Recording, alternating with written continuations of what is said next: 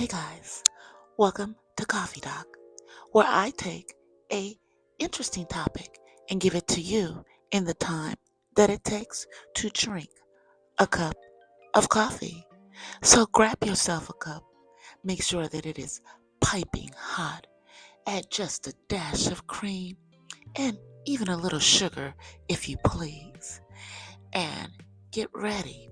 Or if coffee is not what you do, perhaps a nice herbal tea is more for you. Make sure it's steeped to perfection and then add just a dash of some honey to make it feel tasty. And if you don't do coffee or tea, perhaps a nice fruity smoothie is more what you do. And let's sit back and get ready for today's topic, which is understanding why there's a higher prevalence of lupus in Black women. So let's drink this hot coffee.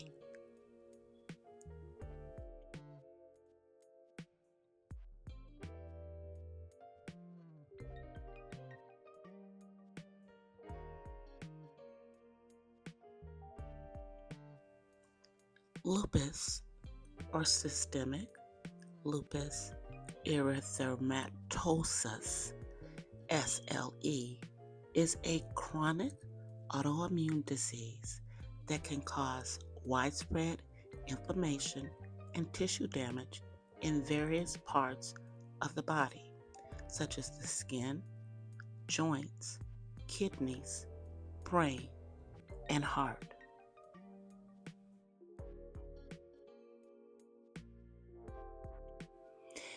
Its symptoms can vary widely, ranging from mild to life-threatening.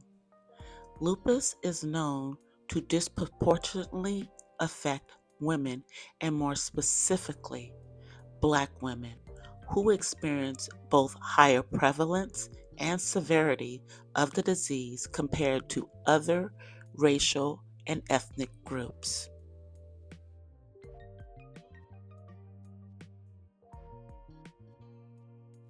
Understanding why lupus is more common and severe among Black women involves examining genetics, environment, and socioeconomic factors that may interact in complex ways. Genetics is a significant factor in understanding why lupus disproportionately affects Black women. While lupus has no genetic causes, certain genes are associated with increased risk.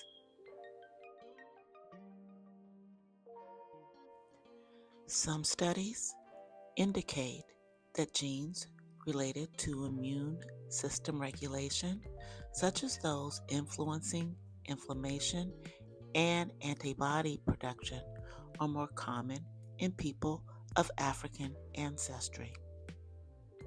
In fact, research has shown that specific genetic markers, like the presence of risk alleles in the HLA human leukocyte antigen gene complex, are associated with higher susceptibility to lupus among Black individuals.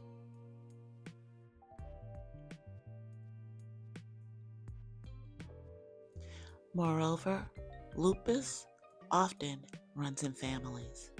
Although it does not follow straightforward inheritance patterns, genetic predisposition coupled with the presence of specific alleles may partially explain the increased incidence and severity of lupus in Black women.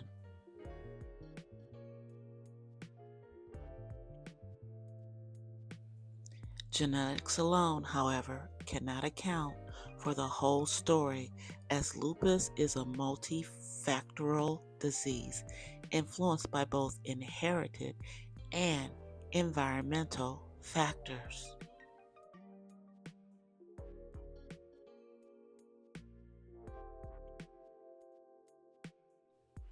Environmental factors play a substantial role in triggering lupus symptoms and flares.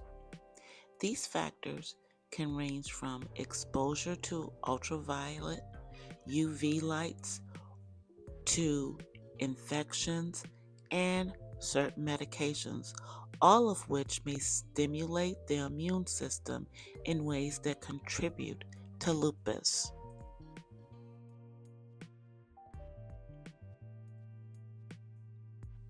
In the case of Black women, exposure to certain environmental stressors, such as urban pollution, limited access to green spaces, and higher likelihood of living in socially economically disadvantaged neighborhoods, can increase inflammation and potentially trigger lupus symptoms.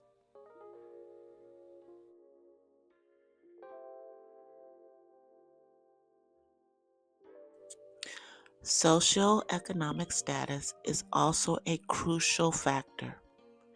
Many Black women face disparity in healthcare access, which may lead to delayed diagnosis and inadequate treatment.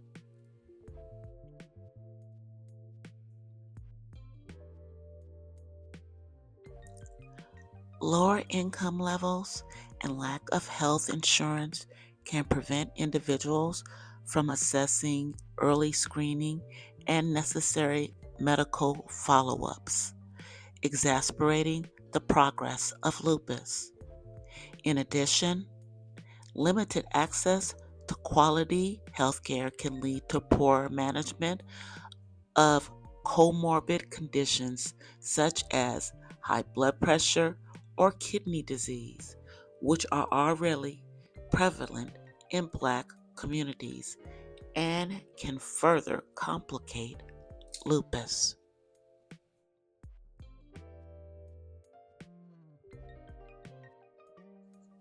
Health disparity in diagnosis and treatment contributes significantly to the severity of lupus in Black women. Studies have shown that Black women often receive lupus diagnosis later than women from other racial or ethnic groups, likely due to both healthcare providers' biases and lack of access to adequate care.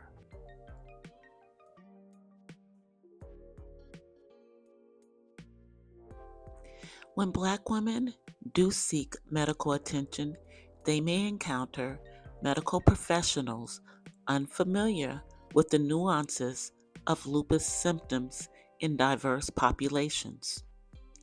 As a result, these patients may not receive timely or appropriate intervention, leading to worse outcomes.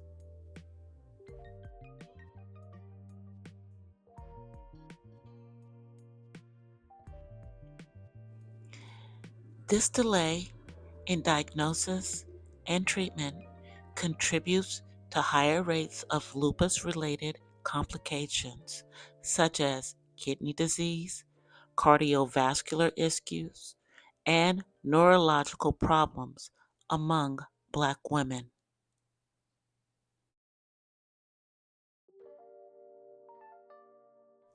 Research have found that lupus nephritis, a severe kidney complication from lupus, is particularly common in Black patients. Without prompt diagnosis and effective treatment, lupus nephritis can lead to kidney failure, significantly affecting quality of life and increasing mortality risks.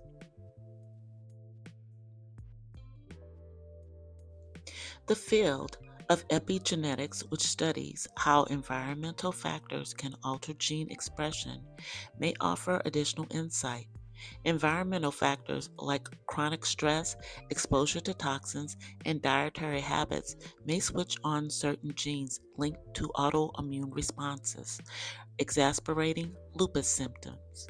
Black women may be more susceptible to these changes due to the cumulative impact of racial discrimination, economic instability, and exposure to environmental stressors that contribute to chronic stress. Epigenetic changes can also be passed down across generations, potentially explaining why lupus prevalence is consistently higher in certain populations. Although research on lupus and epigenetics is ongoing, this area could yield important findings regarding preventative measures and treatment tailored specifically to Black women. The higher prevalence and severity of lupus among Black women result from an intricate combination of genetic, environmental, and socioeconomic factors, underscored by healthcare disparities and societal stressors. Addressing these disparities will require a multifaceted approach that includes medical, societal, and community support. With increased awareness, targeted research, and equitable healthcare access, there is potential to improve outcomes and quality of life for Black women affected by lupus. Now, I know today this was one of my longer coffee talks, but I hope that it was helpful and interesting to you guys doing this Lupus Awareness Month. Now, I'm going to go get myself another cup of coffee so that I can start working on the next coffee talk for you guys. In the meantime, in between time, if you are not already subscribed to my channel, go ahead and hit that bell and make sure that you press the like for this video so that you are notified of all my upcoming videos outside of Coffee Talk. And if you would be so kind as to follow me on my other social media, you can find me on TikTok and on Instagram as DC the Purple Diva.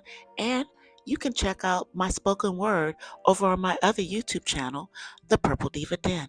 I'll see you guys in the next one. Until then, peace and blessings from the West Side. I'm out, you guys. Peace. Bye.